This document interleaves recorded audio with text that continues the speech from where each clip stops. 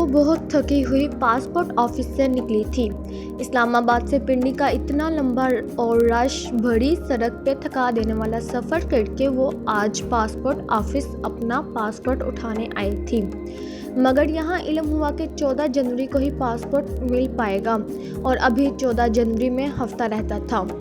कोई तकनीकी मसला था जिसके बायस इस्लामाबाद वाले पासपोर्ट ऑफिस में पासपोर्ट का काम रुका हुआ था। तभी इसे पिंडी में अप्लाई करना पड़ा था। वापसी पे भी इतना ही रश था। कुछ शॉपिंग के बाद जब वो मरी रोड पे आई तो मगरिब छा रही थी।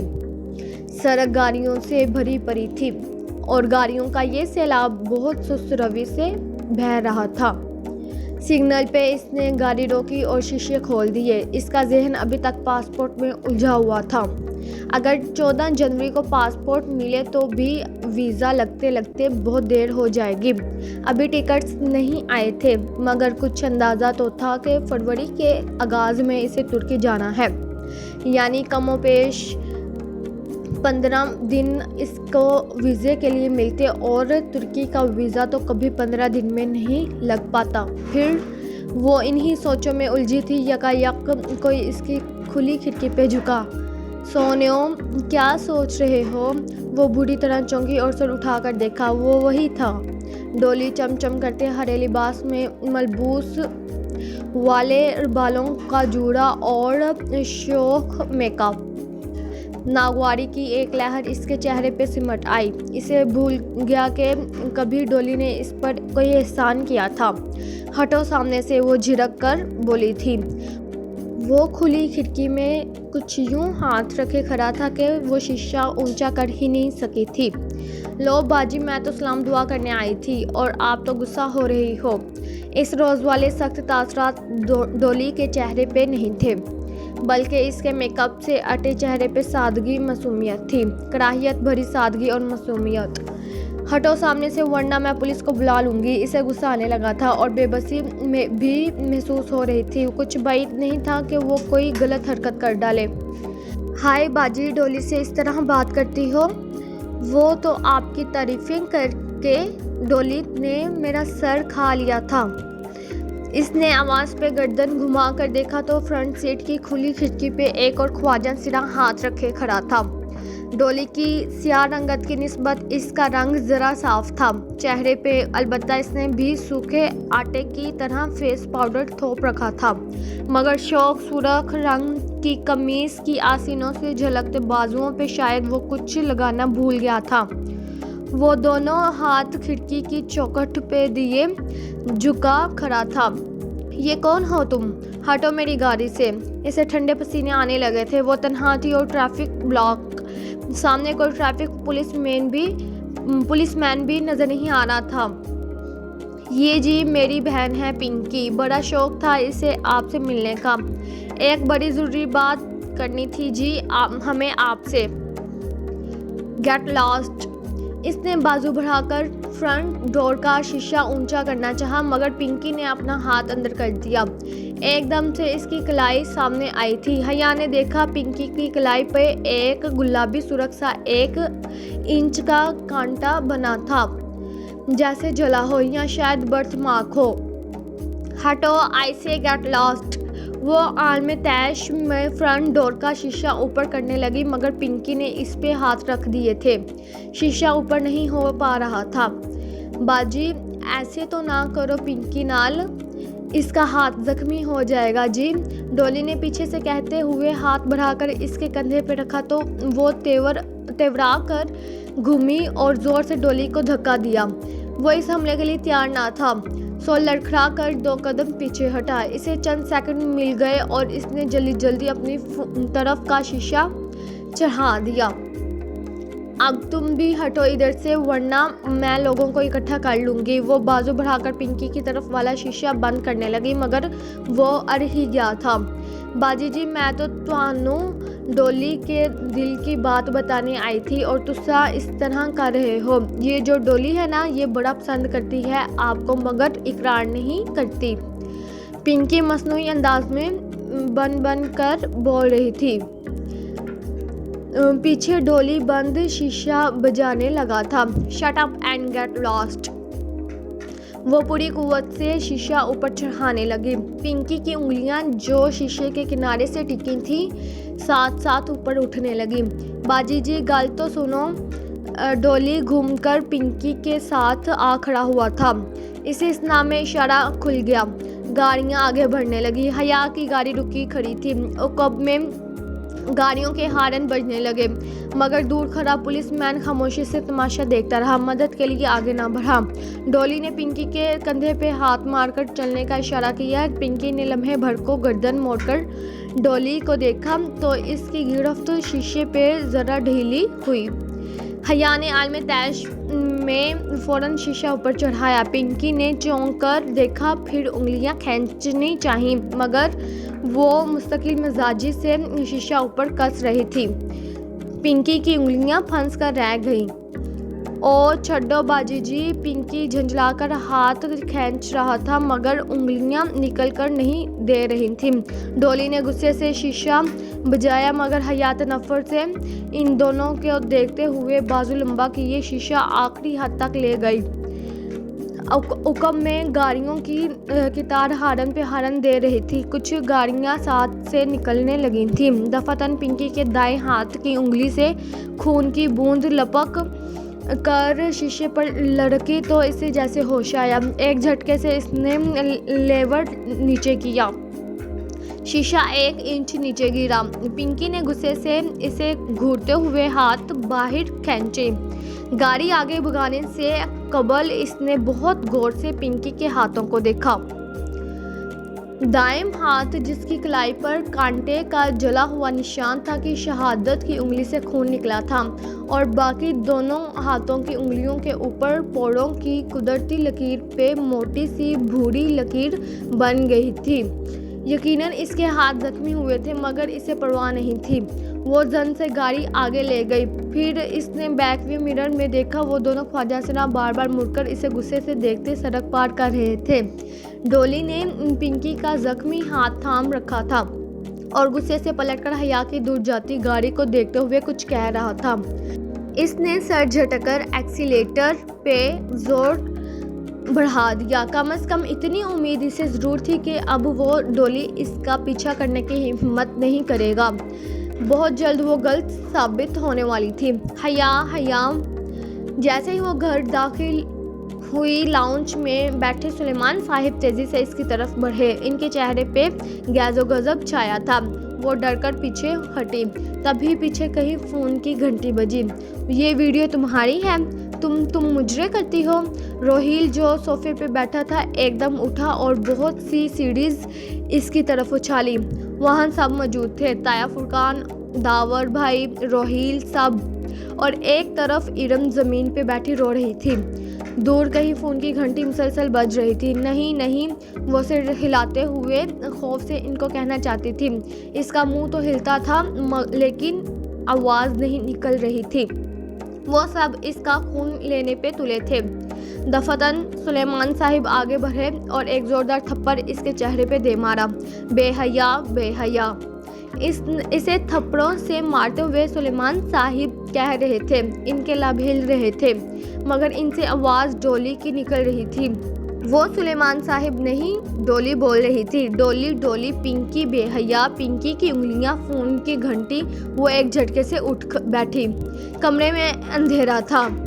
इसने हाथ बढ़ाकर टेबल लैंप ऑन किया। जर्द सी रोशनी हरसों फैल गई। इसने बेइख्तियार दोनों हाथों से अपना चेहरा छुआ। वो ठीक थी, सब ठीक था। किसी को कुछ इल्म नहीं हुआ था। वो सब एक भयानक ख्वाब था। ओ खुदाया, वो नढाल सी बैकग्राउंड के साथ पीछे जा लगे। इसका तनफ्फुस तेज चल रहा था। दिल वैसे ही धड़क रहा था। पूरा जिस्म पसीने में भीगा था।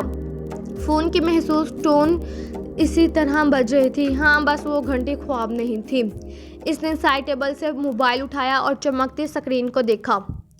Private number calling.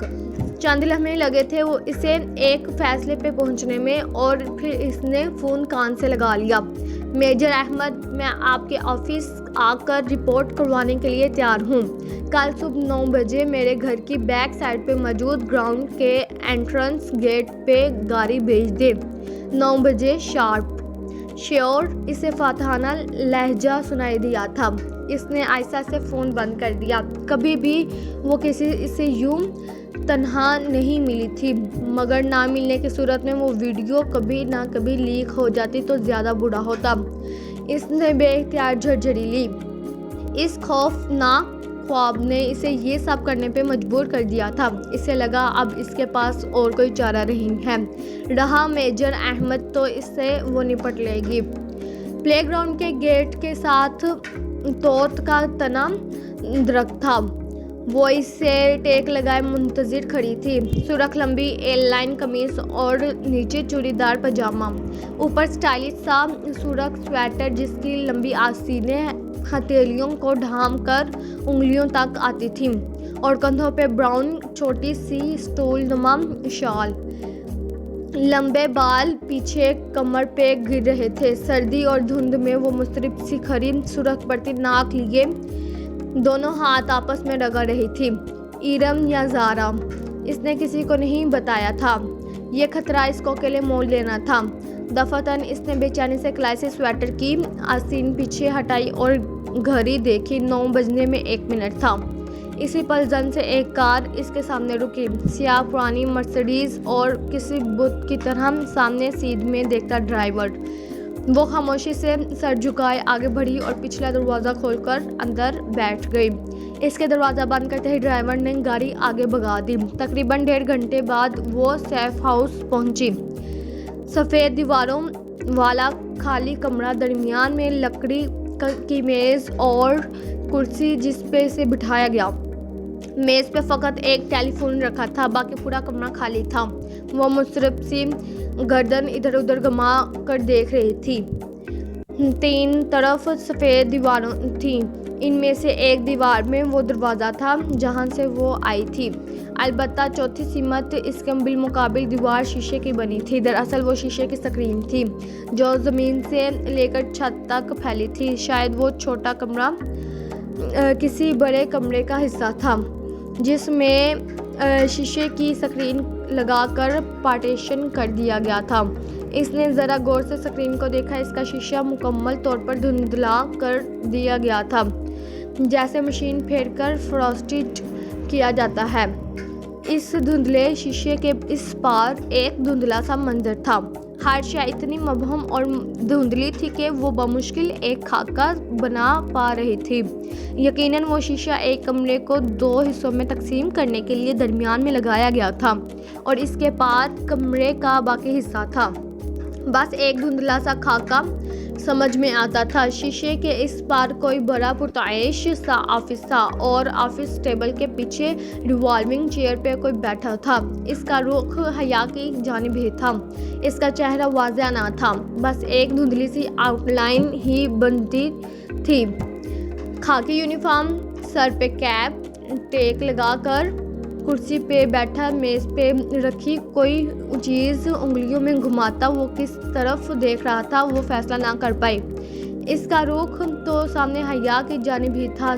शायद देख भी इसी को रहा था, मगर इसकी आंखें वाज़ेह ना थीं। वाज़ेह थी तो बस एक चीज़, इस ऑफिसर के गंदमी चेहरे के दाएं तरफ वाले आधे हिस्से पे एक बदनुमा सी कालक जैसे आधा चेहरा झलस गया हो। दफातन वो शख्स आगे को झुका और मेज से कुछ उठाकर कान से लगाया। गालबन फ़ोन का रिसीवर। टन टन यकदम हया के सामने मेज पे रखा फ़ोन बजने लगा। वो चौंकी, फ़ोन मुसलसल बज रहा था। क्या वो शख्स इसे कॉल कर रहा था? इसने धड़कते दिल के से रिसीवर उठाया और कान से लगाया।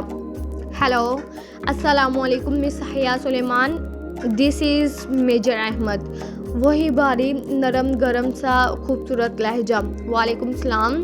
वो फ़ोन हाथ में पकड़कर कान पे रखे यकतक सामने स्क्रीन को देख रही थी जिसके पार आधे झलसे चेहरे वाला ऑफिसर फ़ोन थामे बैठा था।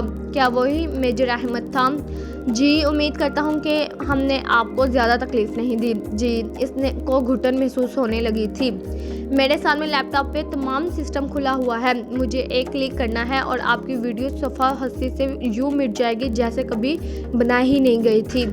दीवार के पार इस धुंधले मंजर में बैठे इस ऑफिसर के सामने भी एक लैपटॉप खुला पड़ा था, तो वो मेजर अहमद था। मगर सामने क्यों नहीं आता था, और शहर के एक एक बंदे से मैं ये वीडियो निकलवा चुका हूँ। बोलिए हया, मैं क्लिक कर दूँ? और वो रिपोर्ट समझे वो दर्ज हो गई। इसे लगा वो मुस्कुराया था, मगर आपने कहा था कि मुझे रिपोर्ट के लिए। गलत कहा था, एक्सक्यूज़ बनाया था। बाज़ औक़ात बहाने बनाने पड़ते हैं तब जब मज़ीद सब्र नहीं होता, समझी? फ़ोन को जकड़ा, इसका हाथ पसीने में भीग चुका था। ये शख्स इतनी अजीब बातें क्यों कर रहा था? आप क्लिक कर दें, बामुश्किल वो कह पाई। वो शख्स झुका शायद बटन दबाने, और फिर वापस पीछे होकर बैठा कर दिया। Oh thanks major Ahmed. इसका गला रूंधने लगा था। एक बात पूछूं? जी। क्या ये वीडियो जाली थी? नहीं थी तो असल। तो आप इतनी डर क्यों रही थी? जाहिर है ये हमारी फैमिली वीडियो थी, और शादियों पे डांसेस की वीडियो हम नहीं बनवाते। क्यों? वो पे दर पे सवालात कर रहा था। क्या मतलब क्यों? शादियों की वीडियो सर्कुलेट होती हैं हर जगह। क्या अच्छा लगता है हमारी डांस की वीडियो पराए लोग देखें? मगर पराए लोग लाइव तो देख सकते हैं। गालबन इस वीडियो में मुझे वेटर्स, मूवी मेकर और डीजे नज़र आ रहे थे। वो भी तो पराए मर्द है ना? मैं समझ नहीं पाया कि अगर आप इस तरह रक्स करने को सही समझती हैं तो वीडियो के बाहर निकलने पे परेशान क्यों थी? चाहे मूवी मेकर, वेटर, डीजे देखें या इंटरनेट पे मौजूद मर्द, बात तो एक ही है। और अगर आप इसको गलत समझते हैं तो आपने ये किया ही क्यों? मैं आपके सामने जवाबदार नहीं हूँ, वो दृष्टि से बोली तो चंद लम्हों के खामोशी छा गई। ठीक है आपने। खैर, इसने एक गहरी सांस ली। एक बात पूछूं? पूछिए। अब के इसकी आवाज़ में अजनबियत दर आई थी। कभी कोई आपके लिए जन्नत के पत्ते तोड़ कर लाया है? हम दुनिया वालों ने जन्नतें कहाँ देखी हैं मेजर अहमद? इसके चेहरे पे थुल्की रकम थी। तब ही तो हम दुनिया वाले जानते ही नहीं कि जन्नत के पत्ते कैसे दिखते हैं। कभी कोई आपको ला दे तो इन्हें थाम लीजिएगा, वो आपको रसवा नहीं होने देंगे। इसके चेहरे की तुलखी सकूत में ढलती गई। वो ठहर सी गई। धुंधली दीवार अभी तक इसके सामने थी। कौन था इस पार? आप सुन रही हैं? जी। वो चौंक कर संभली। मैं चलती हूँ। वो रिसीवर कान से हटाने ही लगी थी कि वो कह उठा, एक मिनट, एक आखिरी सवाल करना है मुझे। वो उठते उठते वापस बैठ गई। जी पूछिए, आप मुझसे शादी करेंगी? इसे जोर का धचका लगा था। वो गंग सी फटी निगाहों से धुंधली दीवार को देखे गई। बताइए मिस हया। इसके लब भंच गए। हैरत और शाक पे गुस्सा गालिब आ गया। मिस हया नहीं, मिसिज हया। चबा कर एक एक लफ्ज़ बोलती वो पर्स थाम कर उठी। फ़ोन का रिसीवर अभी तक पकड़ रखा था। क्या मतलब? वो चौंका था। अफसोस कि मेरे बारे में इतनी मालूमात रखने के बावजूद आप मेरे बचपन के निकाह के बारे में अला इल्म हैं। वो निकाह जो मेरे कज़न जहान सिकंदर से मेरा बचपन में ही पढ़ा दिया गया था। मैं शादीशुदा हूँ और मेरा शोहर तुर्की में रहता है। आपकी वो रिश्तेदार फैमिली जो कभी पाकिस्तान नहीं आई। जानता हूँ आपकी पुप्पो का ख़ानदान जो ज़िल्लत और शर्मिंदगी के मारे अब शायद कभी इधर का रुख नहीं करेगा। आखिरकार नामा भी तो बहुत शर्मनाक इंजाम दिया था ना। इनका इंतज़ार कर रही हैं आप? अरे बचपन का निकाह तो कोर्ट की एक ही पेशी में ख़त्म हो जाता है। Shut up, just shut up mister Ahmed, वो चिल्लाई थी। आपकी हिम्मत भी कैसे हुई ये बात करने की? अरे बाहर में जाएं आप और आपकी वो वीडियो। आप भले इस टीवी पे चलवा दें, मुझे परवाह नहीं। मेरा एक काम करने की इतनी बड़ी कीमत वसूलना चाहते हैं आप? रहा जहान सिकंदर तो वो मेरा शोहर है और मुझे इससे बहुत मोहब्बत है। इसके अलावा मेरी ज़िंदगी में कोई नहीं आ सकता, समझे आप? रिसीवर वापस फटकने से कबल इसने दूसरी जानिब से इसका सोगवारियत भरा कहका सुना था। पैर फटककर वो दरवाजे की जानिब बढ़ी। इसी पल दरवाज़ा खोलकर एक सिपाही अंदर दाखिल हुआ जो इसे अंदर बिठाकर गया था। गोया इसे फ़ौरन इशारा कर दिया गया था। मुलाकात ख़त्म हो चुकी थी और हया के लिए वो बेहद तल्ख साबित हुई थी। गाड़ी आपका इंतज़ार कर रही है मैम, आइए। वो रास्ता छोड़कर एक तरफ हो गया। हया ने गर्दन मोड़कर देखा। धुंध के इस पार वो आधे सियाह चेहरे वाला शख्स मेज़ पे झुका कुछ कर रहा था, शायद कुछ लिख रहा था। इसे लगा इसने इसकी मेज़ पे किसी सुर्ख शय की झलक देखी है, शायद सुर्ख गुलाबों के गुलदस्ते की, या शायद ये इसका वहम था। जिस लम्हे वो इस पुरानी मर्सिडीज़ की पिछली नशस्त पे बैठी तो खुले दरवाजे से इसी सिपाही ने झुककर एक सुर्ख गुलाबों का बुके इसे थमाया। गो के इसके साथ कोई खत ना था और वो फूल इन सफ़ेद गुलाबों से कतई मुख्तलिफ थे।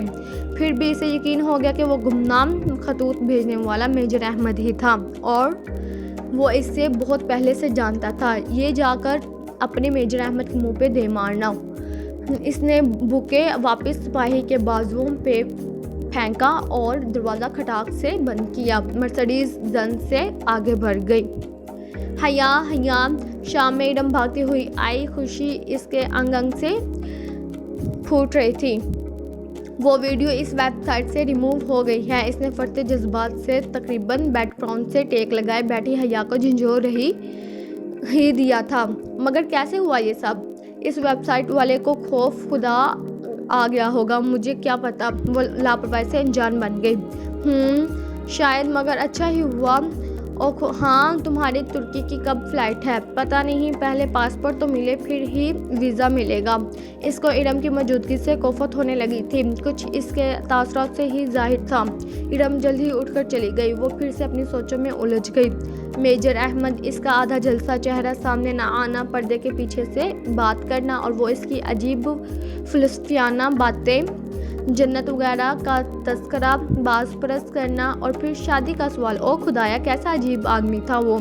और इसकी एक बात जिसके बारे में वो इस वक्त शदीद आलम तैश में होने के बाद सवाल नहीं कर सकी थी।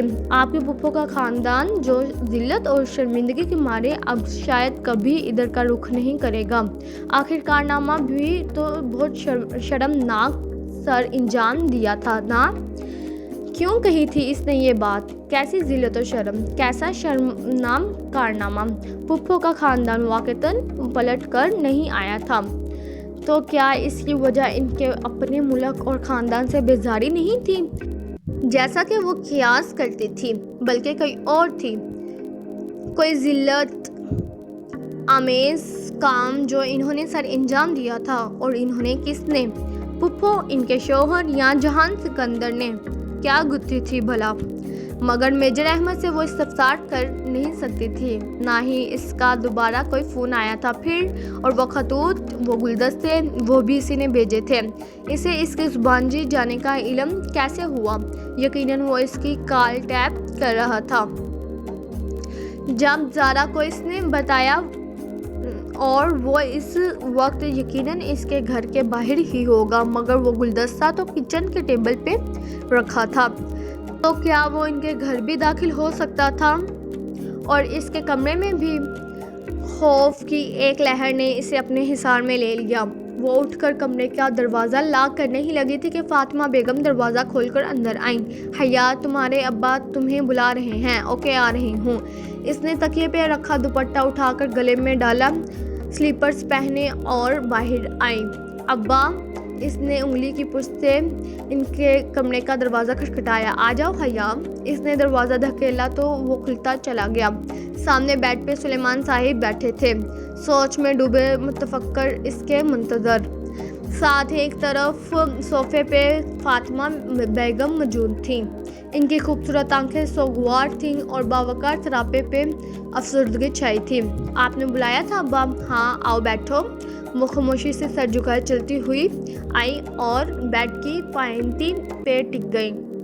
सुलेमान साहिब चंद लम्हे खामोश रहे। शायद वो कोई तमहीद सोच रहे थे, मगर हया को उम्मीद थी कि वो बिना तमहीद के ही सीधी बात कर डालेंगे। मैंने एक फ़ैसला किया है। इसने गर्दन उठाई। वो बहुत संजीदा दिखाई दे रहे थे। अब तुम्हें कोर्ट के ज़रिए सबीन के बेटे से खुला ले लेनी चाहिए। कोई इसके मुंह पे चाबक दे मारता तब भी शायद इसे इतना दर्द ना होता जितना अब हो रहा था।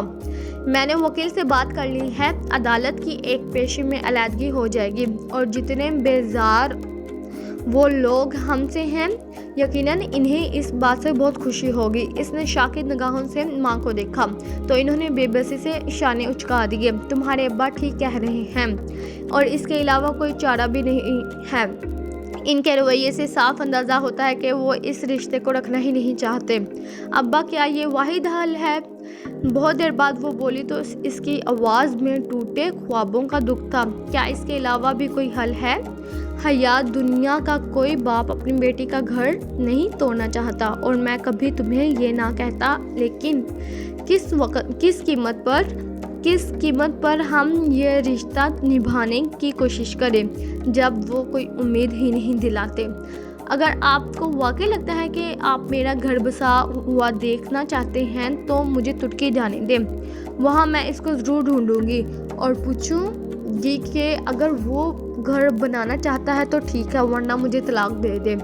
अगर नहीं देता तो वहीं कोर्ट चली जाऊंगी, मगर मुझे एक आखिरी कोशिश कर लेने दें प्लीज़। वो खामोश हो गए, शायद कायल हो गए थे। अब्बा, आप मुझे 5 माह का वक्त दें।